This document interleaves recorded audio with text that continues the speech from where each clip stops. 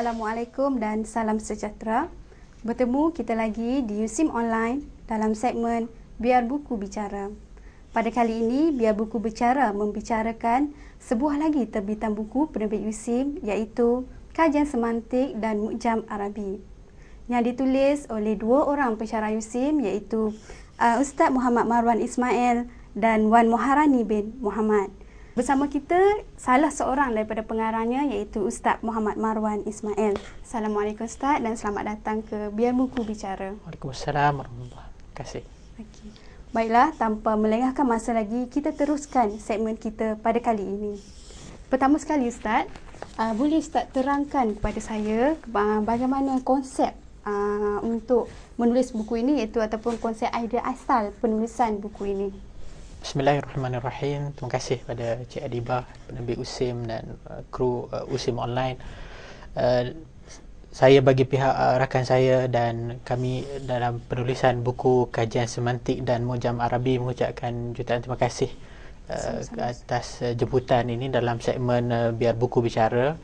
Dan Alhamdulillah saya dan rakan saya Wan Muharani Muhammad telah berjaya menghasilkan sebuah buku yang kami namakan Kajian Semantik dan Mu'jam Arabi.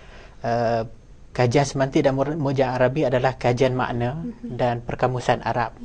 Ia bertitik tolak daripada kajian penyelidikan yang telah kami jalankan pada tahun 2005 dalam mengenal pasti permasalahan dan kesukaran pelajar dalam berinteraksi dengan kamus-kamus Arab. Hasil intipati daripada kajian tersebut kami natijahkan dalam bentuk sebuah buku yang merangkumi dan menceritakan tentang asal-usul intipati kajian-kajian makna dan perkamusan Arab sepanjang tamadun kegebilangan tamadun Islam yang insya-Allah berlanjutan sampai ke hari ini. Sampai ke hari ini. Rentetan penulisan untuk buku ini makan masa berapa lama Ustaz sehingga terbitnya buku ini sendiri? Proses pengumpulan bahan bermula pada tahun 2007 dan sebelum itu pun penyelidikan telah siap pada tahun 2006. Kita mengumpul terutamanya bahan-bahan berkaitan kajian semantik itu kurang dalam bahasa Arab.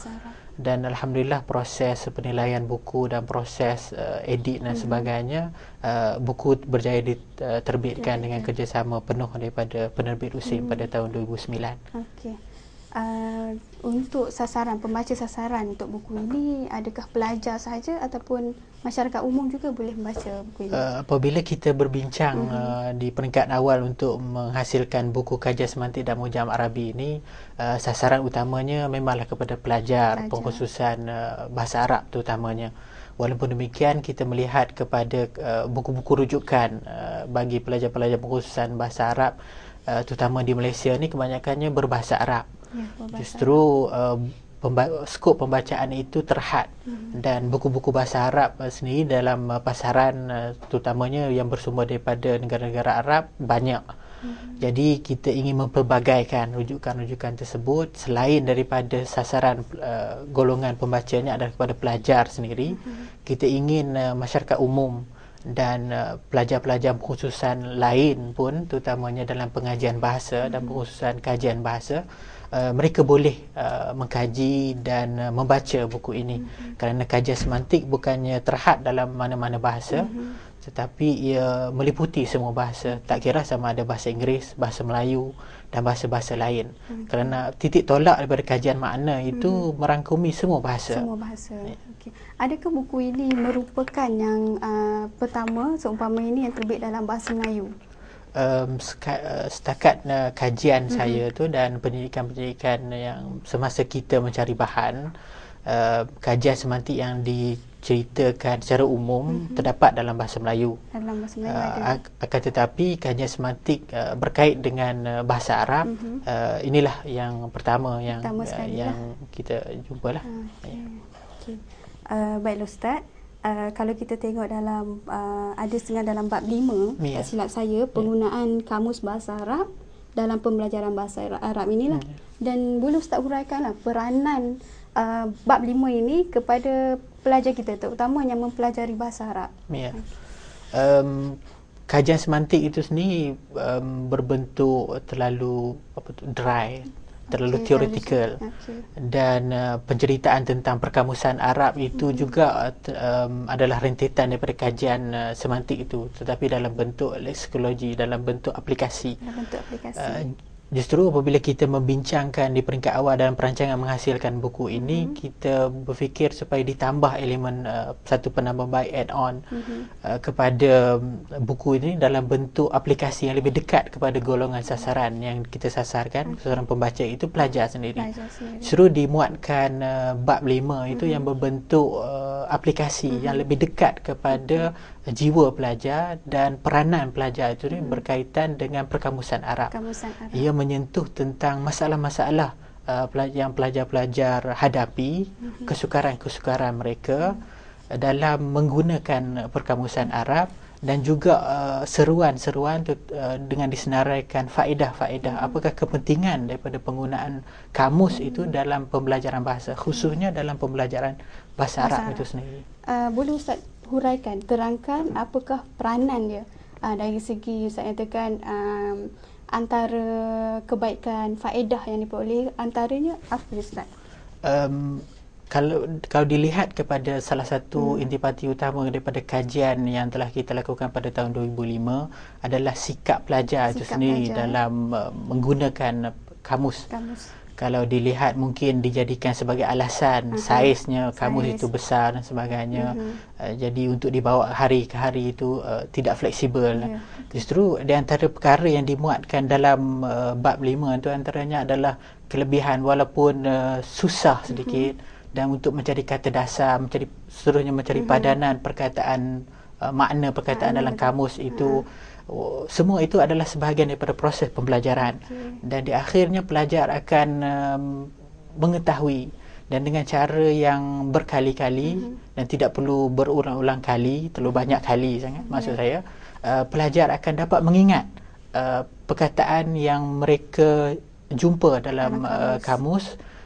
Jika dibandingkan jika mereka mendapat hasil jawapan padanan perkataan itu terus daripada guru mereka ataupun rakan mereka, lebih baik daripada kamus lebih baik sendiri, maknanya di atas titik usaha mereka sendiri, titik peluh mereka sendiri mencari perkataan itu walaupun penat ataupun berat sebagainya, ataupun cubaan kali pertama gagal, ataupun mencari perkataan yang tidak sesuai dengan konteks ayat, tapi semua itu memberi mereka pengajaran dan pengalaman. Ya, betul, kalau saya tengok sini, dalam buku ini juga ada menyatakan, tak silap saya, beberapa jenis-jenis kamus.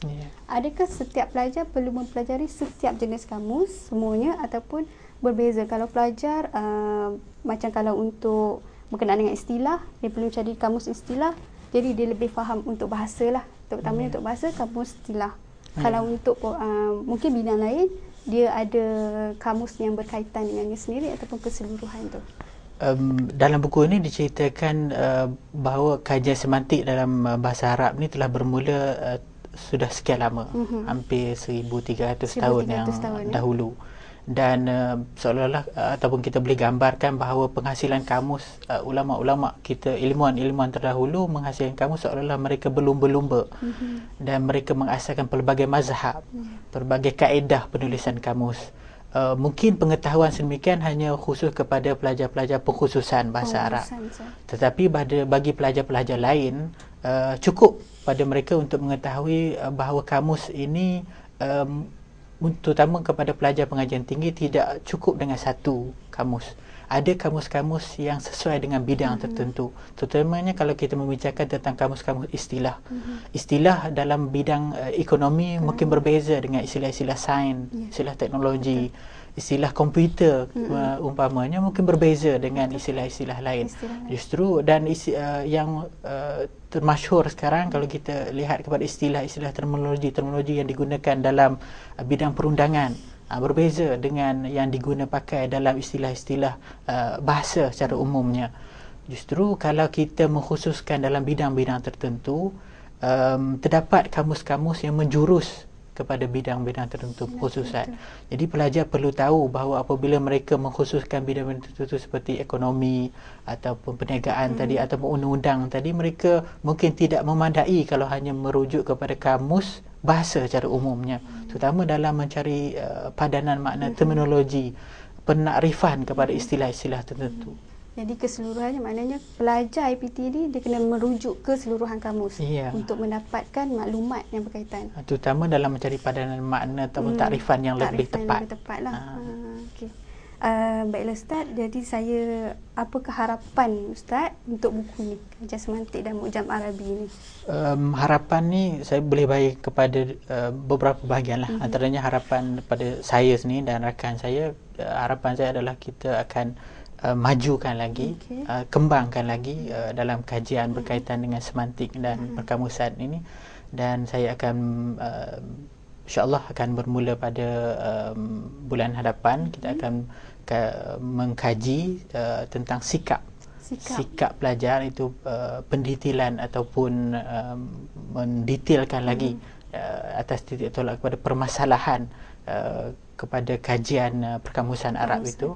Yang keduanya tentang buku ini sendiri, saya mengharapkan pelajar-pelajar ataupun golongan sasaran daripada buku ini dapat membongkar ataupun meneliti intipati buku ini dan menjiwai khususnya berkaitan dengan proses aplikasi atau permasalahan yang pelajar itu sendiri hadapi dalam menggunakan kamus-kamus Arab. Seterusnya tentang secara umumnya adalah saya mengharapkan supaya rakan-rakan yang lain juga dapat memberi penambahbaikan dan kajian-kajian kesinambungan daripada kajian-kajian semantik dan kajian berkaitan dengan perkamusan Arab itu, yang banyak lagi yang perlu kita bongkar, terutama berkaitan dengan perkembangan semasa, dengan perkembangan teknologi semantik moden sekarang ni yang boleh kita gunakan untuk memperkaya kajian-kajian makna dalam bahasa Arab dan bahasa-bahasa lain lah. Terima kasih Ustaz kerana sudi bersama kita pada kali ini. Terima kasih. Okey. Baiklah, sekian saja segmen Biar Buku Bicara pada kali ini. Diharapkan segala input yang diperolehi pada segmen ini dapat dimanfaatkan sepenuhnya. Selamat membaca. Biar Buku Bicara, mencana wacana minda. Sekian.